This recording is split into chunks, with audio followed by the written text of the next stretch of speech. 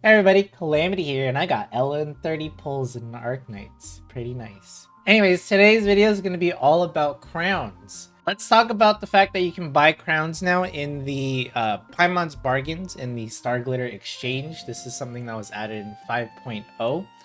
And right off the bat, do not buy this. If you're a new player, do not buy this. If you're a returning player, do not buy this. If you are a whale, feel free to do whatever you want, because you probably have thousands of these just sitting around because the last thing you need is more pulls, you whale. Why shouldn't you buy this in the store?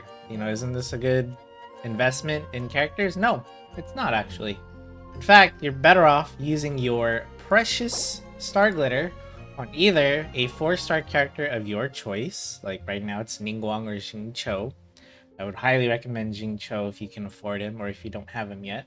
Or you can buy more wishes. So one crown costs 50 star glitter.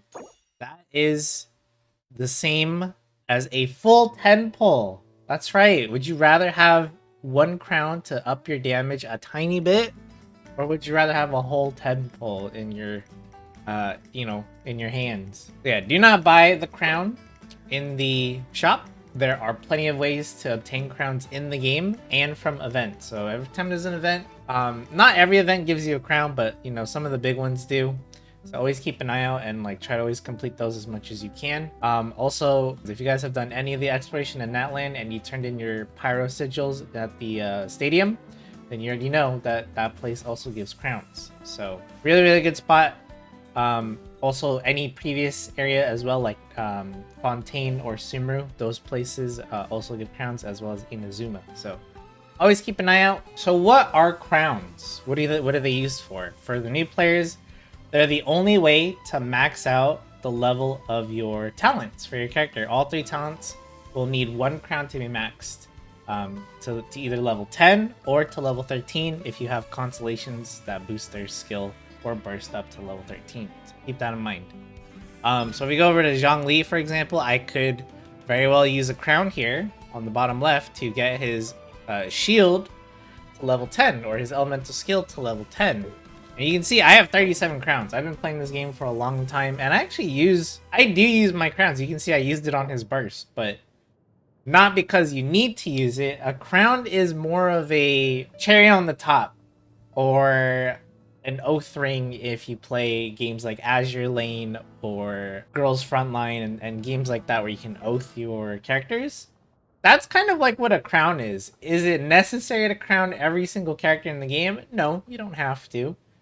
In fact, any decent content creator will tell you that crowning is not necessary. If anyone's telling you you have to crown a character's insert skill, attack, burst, whatever, incorrect, because there's no reason to ever crown a character. Like if you can't beat Spiral Abyss, you can't beat Imaginarium Theater. It's not like, oh, it's because you didn't crown their skill. Like, no, I'm being Spiral Abyss and Imaginarium Theater, especially Theater, because there's a lot of buffs in that mode. Yeah, we're beating those modes, and I'm not triple crowned, or I'm not even double crowned here. I crowned his burst because I like the burst, just because of visually. It's also a really nice skill, but you know, I just like it. That's why I crowned it. It's not because I had to. It's because I just wanted to. That's how you should be using your crowns. Just give them to characters that you personally like, your favorites, whether it be their attack, skill, or burst, or if you like all 3 because you just really, really like the character. They're your waifu, they're your husbando, whatever. If that's, you know, how you play these games, and yeah, triple crown them if you want. It's totally up to you. The game gives you a lot of crowns to work with. As you can see, just been playing Genshin for so long. I have 37 of these saved up, and yeah, I do use them. I do use them, not often, but I do use them like whenever there's like a character that I just really like using. Zhongli's that character for me. I just like to use them a lot. I also crowned like Raiden Shogun's ult because I like using her. I also crowned Kazuha's burst and his skill because I like using him as well. So like, I just use the crowns on characters that I enjoy to use a lot. But yeah, you never need to use a crown on a character for them to be optimal. Let's take a look why. So let's take Ningguang, for example. I could level her burst at 13, which would cost me a crown. And you can see damage per gem is going to be increased by 11%. Now that might sound good because she does shoot out like 7 gems in total.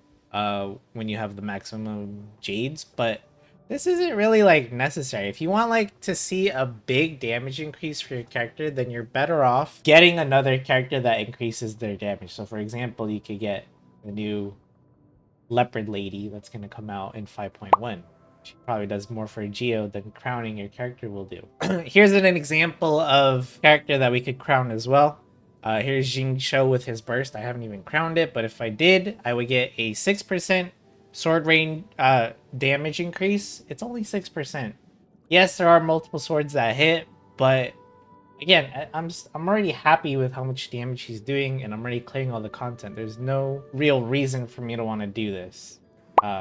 I guess other than to min-max, but I'm not really a min-max kind of person. For new players, I would just recommend getting your talents as high as you can, like before weekly boss drops become a requirement. So that's like around 6 or 7, right? You can only fight a weekly boss once, but you can fight 3 different weekly bosses once per week for 30 resin. After that, it becomes 60 resin if you want to fight a weekly boss. That already can be an annoying gate because each weekly boss drops 3 different materials that various characters can use. So for Jing Cho, he uses the wolf materials. So yeah, I would only recommend like just 6 or 7 early on, and then for like end game 8 or 9. That's it. So that being said, that's gonna do it for this short video on crowns, what they are, how to obtain them, and how to use them. Hopefully it was useful to somebody out there. Thanks for watching, and I'll see you in the next one.